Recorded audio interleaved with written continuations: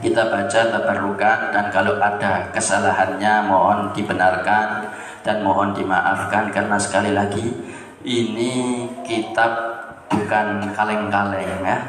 Ini kitabnya para sufi, kitabnya para wali. Kita cuman tabarrukan. Jangan nanti khatam kitab ini, anak sudah khatam hikam, wah terus kayak lulus anak Safina, anak SD gitu, bukan ya, sama sekali 10% nggak nyampe, 1% saja ngamalkan kitab ini, wah susahnya minta ampun, luar biasa. Illa bitaufiqihi wa hidayatihi wa ma'unati khassah, kecuali khusus betul-betul dikasih kemampuan oleh Allah baru bisa mengamalkan hal tersebut, karena ini amalannya para wali. Para wali itu bedanya hatinya. Daripada orang awam itu banyak amal dohirnya, tapi hatinya gelisah, nggak mantap sama Allah.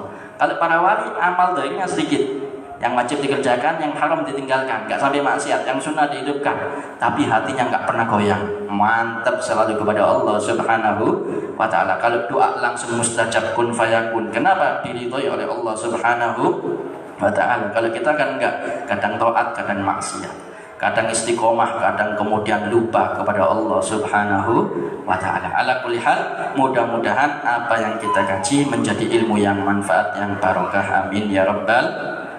Bismillahirrahmanirrahim. Radhiyallahu ankum ma tawaqqafa matlabun anta talibuhu bi rabbika wa la tayassara matlabun anta talibuhu bi nafsik. Man unzila hawaijahu billahi ta'ala wal taja'a ilaih wa tawakkala fi amrih kullih alaih kafahu kulla mu'natin wa qurriba alaihi kulla ba'idin wa yassara alaihi kulla asir. Wa man sakana ila ilmihi wa aqlihi wa tamada ala quwwatihi wa hawlihi wa wakkalahu Allah ila nafsihi wa khadalahu wa harramahu tawfiqahu wa ahmalahu falam tanjah matalibahu wa lam tatayassar ma'aribahu. Wa hadha ma'lum ala al-qata' min nususis syari'ah wa anwa'it tajarub. Qultu wa kalamul mu'allif rahimahullah ta'ala fi hadhihi al-mas'alah 'amun yatanawal kull matlab min al-matalib ad-diniyah wa ad-dunyawiyah allati ma'alu amruha ila ad-din wa ashrafi tilka al-matalib akthar wa qawati' wa ma'atib akhadha al-murid fi suluki sabil at-tauhid fa fihi ta'alluq billah ta'ala haqq wa aswab wa fi jami'i juz'iyatihi ar-ruju' ila Allah ta'ala awla wa awjab fala jarama kana min ar-ra'yi sadid wal amri al-akid ay yukhassisahu min dhalika al-'am wa yufarrida wa aqiba hadhihi al-mas'alah bimazidi min al-kalam. فلذلك قال من علامة النجح في النهايات الرجوع إلى الله تعالى في البدايات إلى آخر ما قال رضي الله عنه وارضاه. Ma tawaqqafa matlab, tidak berhenti apa yang kita minta, anta talibuhu, yang engkau betul-betul minta kepada Allah, bi rabbik, wala tayassar matlab anta talibuhu bi nafsik, dan tidak menjadi mudah tatkala permintaanmu engkau mintakan kepada Allah. Kalau kita habis berdoa plong ya, plong, hati kita ini plong, itu manusiawi tingkatan awam. Kalau enggak doa kayaknya masih gelisah. Ibarat kalau emak-emak zaman now ini kalau belum curhat di sosmed belum lega. Kalau ada masalah curhatnya di sosmed, wah biar tetangga semuanya tahu ya, teman-temannya tahu, jadi app, jadi viral, jadi gunjingan, jadi omongan. Ini syukmun, ini merupakan suatu hal yang negatif, yang kemudian blunder menjadi bola salju. Adzambu syukmun li ghairih, dosa itu menjadi hal yang negatif bagi yang lain. Orang berbuat dosa, yang melihat orang berbuat dosa juga bisa mendapatkan dosa. Ada orang gunjing, terus kita melihat orang gunjing, kemudian kita suudzon, kita juga kena dosanya. Apalagi kemudian kita memfoto, memvideo, memviralkan, kita pun juga sama, hanya dengan mereka tatkala berbuat dosa, apalagi zina, mencuri dan seterusnya. Tatkala kita tujuan niatnya bukan untuk mencegah, bukan untuk menasihati, bukan untuk mengingatkan, tapi fadhahah ya, tapi fadhihah, tapi malah justru untuk menyebarkan fitnah. Ini akhirnya dosanya menjadi jariyah bagi yang lainnya, dan dia juga utamanya, pelakunya khususnya mendapatkan double dosanya di sisi Allah Subhanahu wa Ta'ala. Tapi itu manusiawi, tingkatan awam bagi kita semuanya. Kalau kita belum curhat, nah, kita hatinya belum plong. Oleh sebab itu, ini sekali lagi tingkatannya wali ya, tingkatannya wali, karena kita ini belum nyampe makomnya di sini. Kita ini magomnya masih ya ibadah perbanyak, doa perbanyak.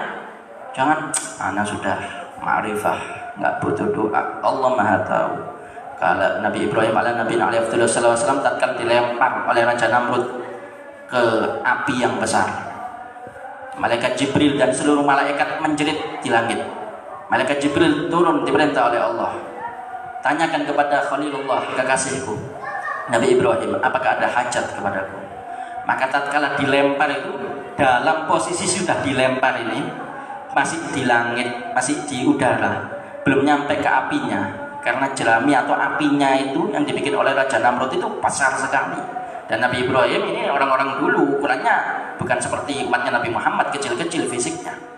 Sehingga Nabi Ibrahim malaikat Jibril menghampiri Nabi Ibrahim dan mengatakan, apakah ada hajat wahai Nabi Ibrahim? Ama indak fala, kepadamu enggak ada, enggak butuh apa-apa. Kepada Allah kata malaikat Jibril, ilmuhu bil hali yughnini an su'ali. Adapun kepada Allah, keadaanku sudah lebih daripada aku mengucapkan doaku. Allah Maha tahu apa yang aku butuhkan. Enggak butuh aku harus ya Allah tolong aku, enggak butuh. Allah Maha tahu aku membutuhkan pertolongannya. Jadi enggak butuh aku berdoa kepada Allah Subhanahu wa taala. Ini mental keimanan, keyakinan Nabi Ibrahim alaihi wasallam, sehingga turun diberikan mukjizat oleh Allah. Qulna ya naru kuni bardan wa salaman ala Ibrahim. Api yang harusnya membakar, membahayakan, tapi untuk Nabi Ibrahim menjadi dingin dan selamat. Ya, api yang panas itu subhanallah Nabi Ibrahim tidak gosong sedikit pun. Bahkan disebutkan setelah beberapa waktu, bahkan berbulan-bulan, apinya selesai padam. Ini saking besarnya, apinya berbulan-bulan. Setelah itu padam. Wa fi riwayat 1 bulan minimal, baru padam. Nabi Ibrahim keluar dari abunya api yang besar itu tambah glowing, tambah berseri-seri. Cahaya wajahnya Nabi Ibrahim, badannya Nabi Ibrahim bercahaya. Sekali lagi mukjizat dari Allah Subhanahu wa taala. Jangan ditiru, adegan berbahaya ini.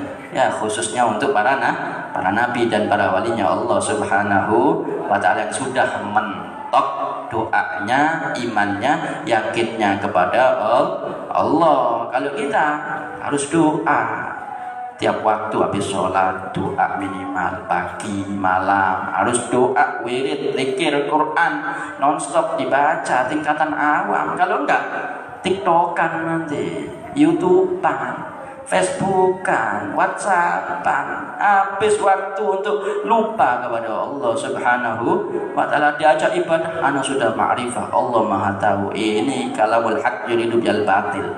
Ini dhalun mudillun, sesat menyesatkan.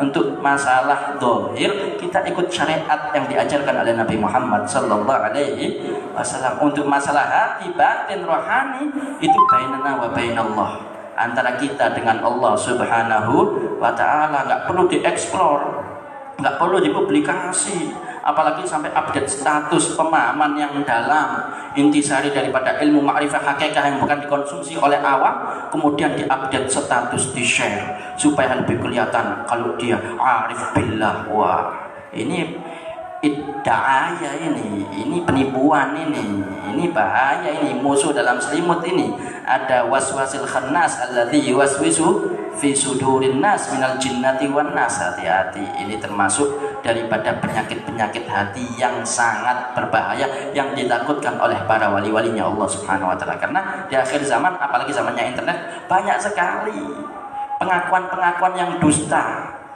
Notabene seakan-akan nggak pengen terkenal, padahal settingan semua. Kalau orang-orang dulu para wali itu betul-betul nggak ada pengen sedikit pun untuk zuhur, untuk masyhur, nggak ada. Tidak bisa jadi walinya Allah, masih ada hubbud dunia, wabil khusus hubbul jah wa ri'asah, hubbus sum'ah, cinta popularitas, cinta nama baik, cinta kedudukan dan seterusnya. Itu nggak bisa jadi walinya Allah Subhanahu wa ta'ala. Nggak ada sedikit pun. Al-Imam Abdullah bin Ali bin Muhammad Al-Haddad itu yang mempunyai julukan Qutbud Dakwah wal Irsyad wa Ghawthul Ibad wal Bilad, itu santrinya hanya 10 orang kurang lebih, nggak banyak. Santrinya itu bisa dihitung jari. Kalau sekarang kan baru alim sedikit, bikin pesantren, buka santri yang banyak, waduh luar biasa, pengen diakui menjadi orang alim, orang soleh dan seterusnya. Kalau lillah wa fillah nggak ada masalah. Tapi kalau sampai ada da'aya, ada da'awi, ada kemudian pengakuan-pengakuan dalam hati, nah ini berbahaya sekali, bisa menjerumuskan ke dalam murkanya Allah. Nanti amalnya haba'an manthura, nanti amalnya seperti gunung dari debu yang tatkala ada angin dihempaskan dan tidak membekas sama sekali. Na'udzubillah min dzalik. Ala kulli hal, ini daripada para wali-walinya Allah Subhanahu wa ta'ala. Mereka enggak butuh untuk berdoa, karena berdoanya sama enggak, Allah Maha tahu apa yang dibutuhkan. Apalagi untuk tingkatan kita awam, biasanya kalau enggak doa enggak plong. Kita ini harusnya tiap malam dia mulai tahajud, sujudnya yang lama, ya setelah itu perbanyak istighfar, perbanyak sholawat, apalagi burdah ya dianjurkan, khususnya di waktu sahur, di malam hari, tawasul kepada Nabi Muhammad SAW. Kita butuh tingkatan awam. Kalau tingkatan wali udah gak pernah maksiat, didatangi oleh Nabi Muhammad SAW, didatangi oleh para malaikat, bukan malaikat Israel. Kalau kita Israel yang datang, naudzubillah, jangan, nanti dulu masiannya. Mudah-mudahan panjang umur, sehat walafiat. Ini orang-orang soleh, para walinya Allah, tingkatannya beda, ya. Tingkatan yang memang sudah betul-betul ma'rifah billah, betul-betul bisa mengenali tentang ketuhanan Allah Subhanahu wa ta'ala yang maha sempurna, dan mereka betul-betul menjadi hambanya Allah secara mutlak, secara sempurna, tidak sia-sia, tidak setengah-setengah. Kalau kita kan sesaat taat, sesaat maksiat. Kalau mereka nggak ada, mau bekerja, mau kumpul keluarga, mau mendidik anaknya, mau apapun aktivitasnya, niatnya yang pertama ibadah, kedua sesuai syariat Nabi Muhammad SAW. Kalau kita di majelis ibadah, di luar tatkala pulang, tatkala kumpul keluarga, anak istrinya, beda lagi judulnya.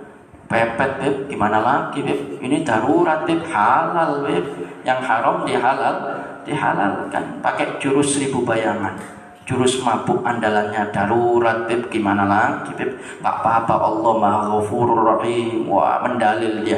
Ini sesat, menyesatkan, naudzubillah. Kemudian anak istrinya yang perempuan buka hijab. Nah, ini perlu juga hati-hati, diwaspadai, diantisipasi. Jangan sampai ahli majelis, jangan sampai pondok pesantren, lulusan, tapi nggak taunya punya keluarga, anak istri khususnya kaum perempuannya membuka aurat.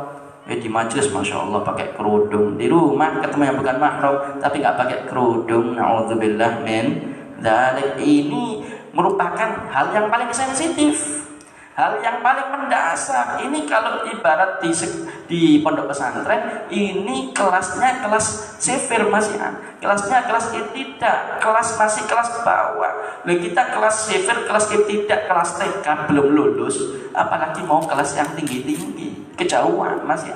Ya, doa sebelum tidur, doa bangun tidur, doa mau makan, doa setelah makan, doa menuju ke majelis, doa menuju ke masjid, doa full doa sudah diajarkan oleh Nabi SAW. Itu saja belum diamalkan.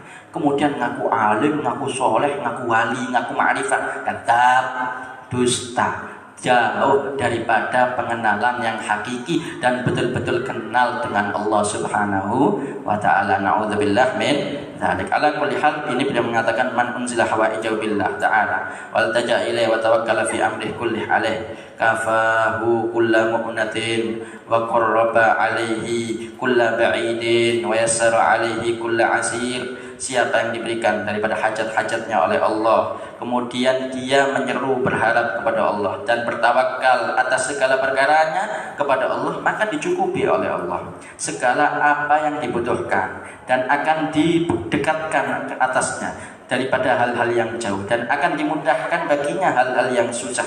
Dan siapa yang menjadi tenang karena ilmunya, karena akalnya, dan bertumpu bersandar atas kekuatannya dan kemampuan secara zahirnya, maka Allah akan memasrahkan urusannya kepada dirinya, dan dia akan dihinakan dan dia akan diharamkan daripada taufiknya, kemampuan untuk taat kepada Allah Subhanahu wa ta'ala. Wa ahmalahu falam tanjah matalibahu, dan akan dilalaikan, dilupakan, tidak diperhatikan, dan tidak akan sukses dan tidak akan mendapatkan apa yang dia harapkan daripada apa yang diinginkan. Walam tatayassar ma'aribahu, dan tidak akan mudah daripada apa yang dia cita-citakan. Wa hadza ma'lum 'alal qata' min nususis syariah.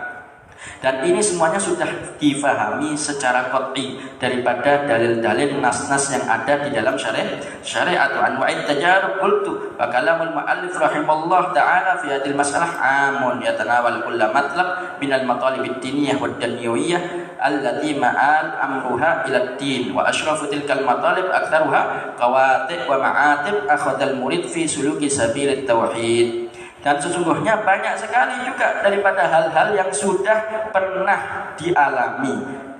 Dan ucapan muallif, penulis daripada Ibn Athaillah Sekandari ini mengatakan dalam permasalahan ini akan mendapatkan apa yang diinginkan daripada apa yang dia harapkan, perkara duniawikah atau perkara agamakah yang menjadi cita-citanya, segala urusannya, yaitu daripada khususnya perkara agamanya. Wa asyrafil matalib, dan itu yang paling mulia, yang paling sudah diharuskan baginya, yaitu perkara agamanya, bukan duniawinya yang diutamakan. Dan ini yang paling banyak dilupakan oleh mereka yang menuju kepada Allah Subhanahu wa ta'ala kalau pengen betul-betul mendapatkan jalan yang lurus daripada ketauhidannya, daripada pemahamannya, ma'rifahnya kepada Allah Subhanahu wa ta'ala. Fa fi ta'alluq billah fafihi ta'alluq billah ta'ala ahaq wa aswab, maka bergantung sepenuhnya dengan Allah itu yang maha benar, itu yang paling bagus. Wa fi jami'i juz'iyatir rujuk ila Allah ta'ala aula wa aujab, dan dalam segala urusannya yang lain sekalipun duniawi, maka kita pun juga diharuskan tidak terkecuali sedikit pun, melainkan berharap semuanya dari Allah Subhanahu wa taala, itu yang utama dan yang paling wajib. Falajar makana min ra'yas sadid wal amril aqid ayu khassisu min dalikal am wa ayu faridu aqibatil maslah bi mazid minal kalam. Falidzalika qala min alamatin nujhi fi nihayat ar-ruju' ila Allah taala fil bidayat. Oleh sebab itu juga dikhususkan dan dinukil, diajarkan kepada kita termasuk tanda-tanda suksesnya tatkala nanti di penghujung atau di masa tua, atau tatkala nantinya sudah mendapatkan kemuliaan yang betul-betul diraih oleh mereka orang-orang yang sukses hakiki, yaitu tandanya dia betul-betul mengharap sepenuhnya dalam hidupnya, bergantung sepenuhnya dalam hidupnya kepada Allah Subhanahu